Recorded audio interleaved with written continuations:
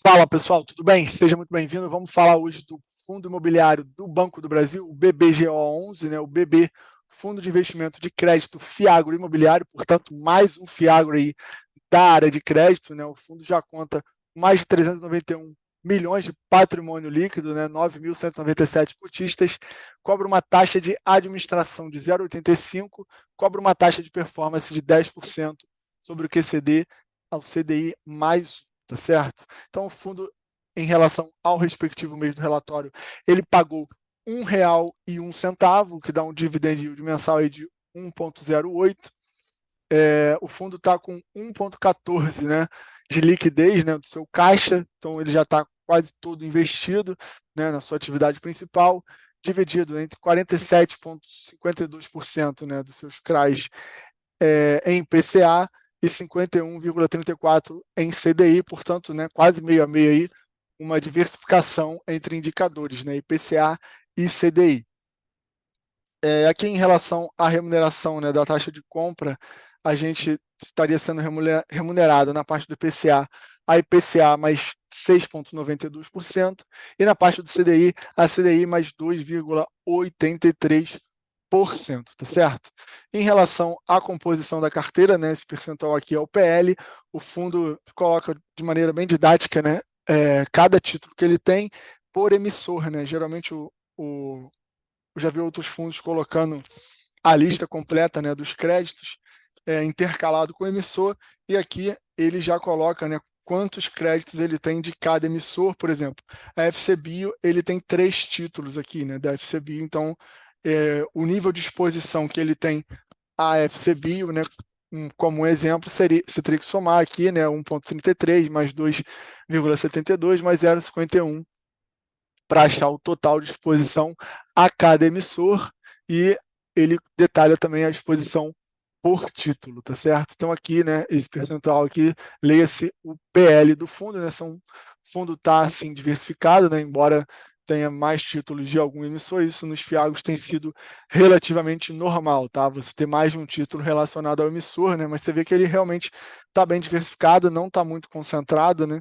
Você vê que não tem grandes posições aqui, tem uma posição relevante de 4,5 aqui na Coruripe, tem uma posição relevante de 5,27 aqui no Cerradão, tem algumas posições que ele até separa ali os 5 maiores, né, posição, mas de maneira geral ele não é um fundo concentrado e ele está assim diversificado, tá? Então aqui a gente chega na composição setorial do fundo.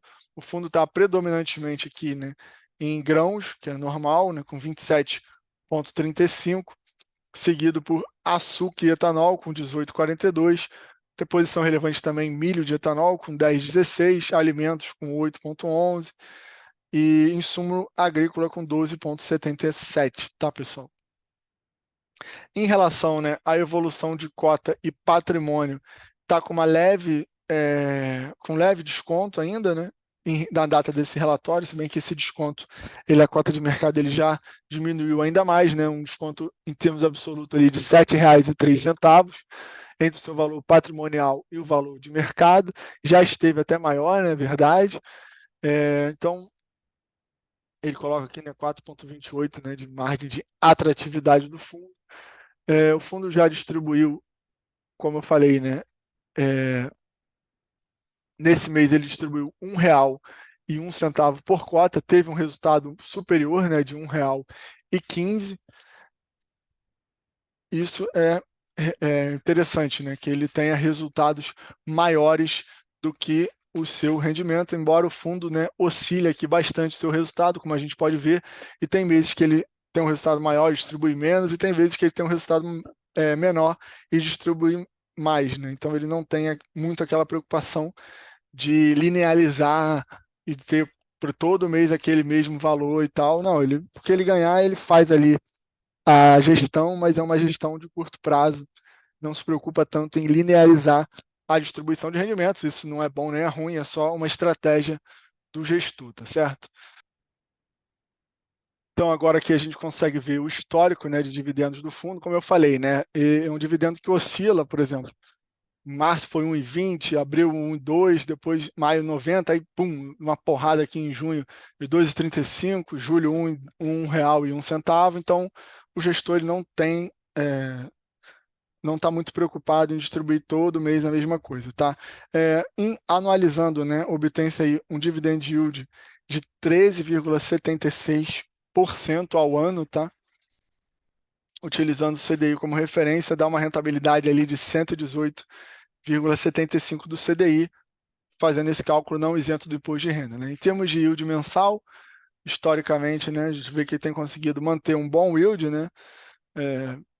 Se a gente fizer uma média aqui, com certeza vai dar mais do que o famoso 1% ao mês, tá, pessoal? E aqui a gente chega mais para o final aqui, o gestor faz uma apanhada das 5 maiores posições da carteira, né? A exposição aqui é celulose, através do Eldorado, Cochupé é uma cooperativa, né, de café, Neomilho, cana-de-açúcar e milho, Usina Cerradão, né, açúcar e etanol também, Usina Coruripe, né, cana, também geração de energia, Dori Alimentos, né, que são snacks, tem o famoso amendoim, chocolate, bala, enfim.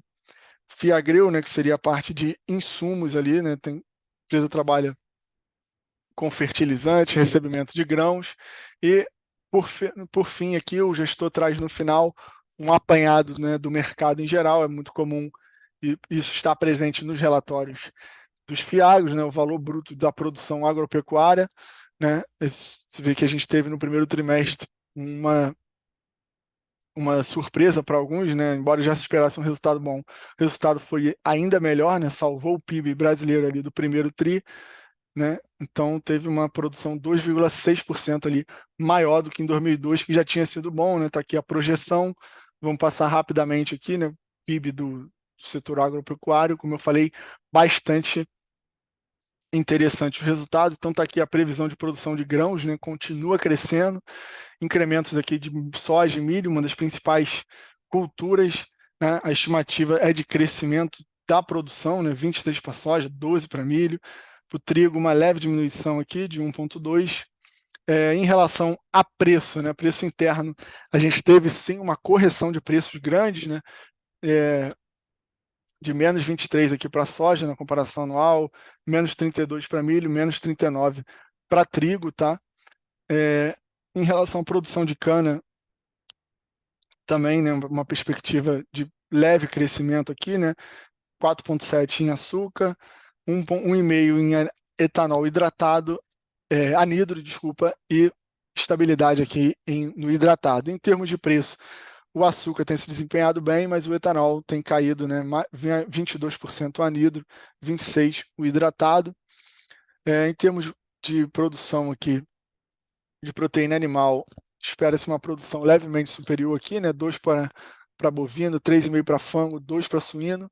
Em termos de preço, né? O preço caiu bastante, né, em relação à produção bovina, mais de 22% para bovino, 26% para frango e 5% para suíno, tá, pessoal?